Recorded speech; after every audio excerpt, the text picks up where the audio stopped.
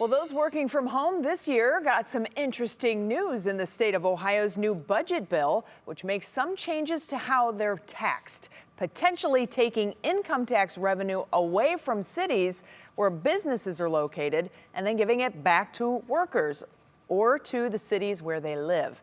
Will Ewick breaks it down. We've got 900 companies. I mean, it's huge. Solon is a city with about 24,000 residents, but about 30,000 people work there. Nestle, has over 3,000, employees.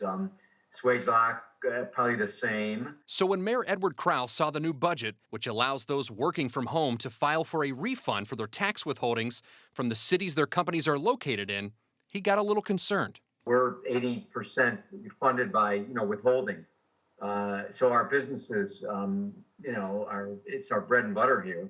The good news for cities like Solon, Independence, Cleveland, and many others that have a lot of businesses is this doesn't apply to 2020, and it actually may not make sense for everyone working from home. If you work in Solon, but you live in Brecksville, and you've been working at home in Brecksville and Solon have the same tax rates. If you get a refund from Solon, you're just going to have to pay that money to Brecksville. So basically, if you used to commute into work, like an office building, your employer withheld taxes to pay the city in which that office was located. But if you're now working from home and where you live has a smaller municipal tax rate than where your office is located, then it makes sense to file for this refund when you file for your taxes. So every taxpayer will be a little bit different depending on where they live and where they work and what those tax rates are. Some cities are going to have to, readjust their hiring, readjust what they're spending.